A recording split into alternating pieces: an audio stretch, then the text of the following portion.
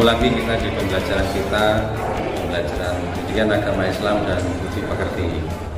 Pengurusan jenazah, bagaimana pengertiannya, bagaimana hukumnya, apa saja yang harus kita lakukan sebagai manusia yang masih hidup terhadap seseorang yang sudah meninggal dunia. Sebagai seorang muslim, kita sudah pelajari kemarin, yaitu harus memandikan, harus mengkafani, harus menyolatkan dan menguburkan. Begitu hukumnya adalah fardhu kifayah, kewajiban di mana menjadi sebuah kewajiban yang harus dilakukan secara kolektif sekelompok manusia. Oleh sebab itu pada kesempatan hari ini kita akan lebih spesifik membahas tentang bagaimana tata cara pelaksanaan sholat jenazahnya.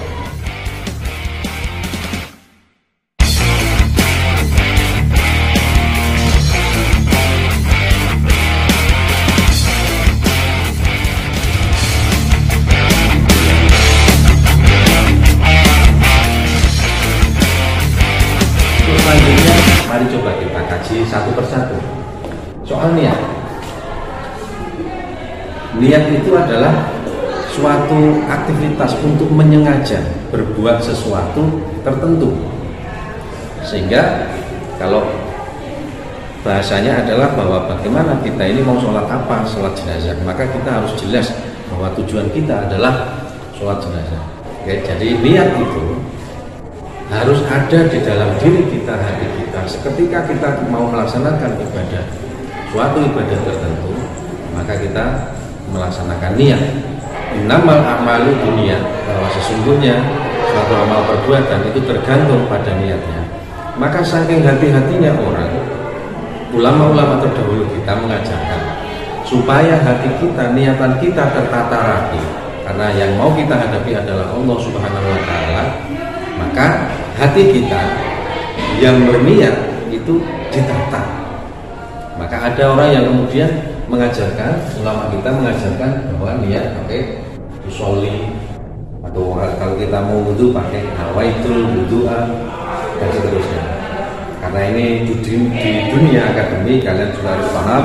Pada kesempatan kali ini saya mengajarkan kalian dengan pakai usolli, dalam artian tujuannya adalah bahwa kalian sendiri paham apa itu niat, karena memang niat ini adalah menjadi kunci dalam diterima atau tidaknya sebuah amal ibadah kita. Kata usolli ala hadzal mayyiti arba'a takbiratin fardhul kifayati lillahi ta'ala. Berikutnya adalah tentang membaca surat Al-Fatihah setelah takbir yang pertama. Perlu diingat bahwa membaca Quran surat Al-Fatihah ini juga merupakan rukun atau sesuatu hal yang harus dilaksanakan. Maka Fatihah ini harus dibaca secara lengkap. Hari ini ketika terbiasa sholat di masjid, kebetulan imam masjidnya ketika takbiratul ihram kemudian baca Fatihahnya itu bismillahnya dibaca sir atau pelan.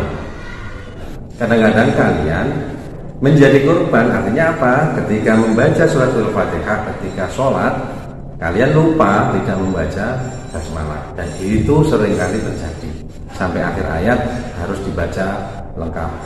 Dan perlu dipahami bahwa kalian sebagai siswa SMK tentu tidak ada toleransi ketika Fatihah itu kalian bacanya salah-salah.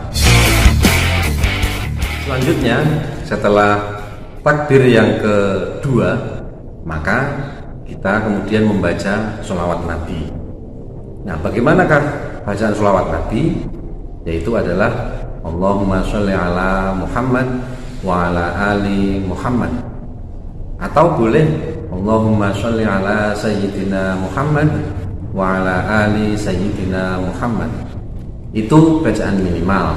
Bagi kalian yang sudah hafal, maka bisa dilanjutkan Allahumma sholli ala Muhammad wa ala ali Muhammad kama shallaita ala Ibrahim wa ala ali Ibrahim wa barik ala Muhammad wa ala ali Muhammad kama barakta ala Ibrahim wa ala ali Ibrahim fil alamin innaka Hamidum Majid.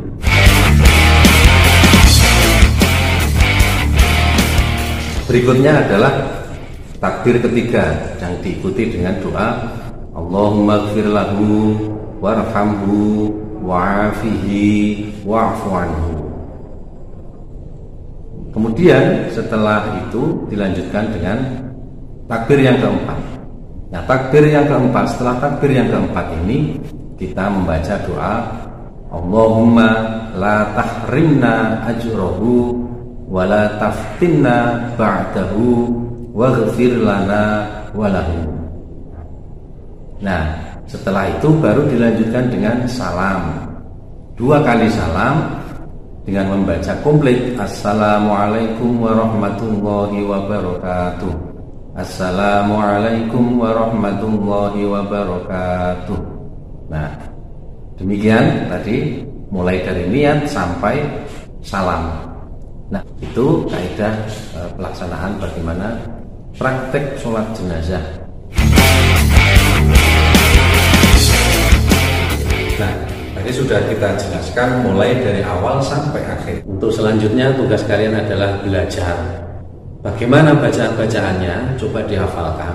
Kemudian praktek bacaannya dengan diikuti gerakannya dan dipraktekkan satu persatu.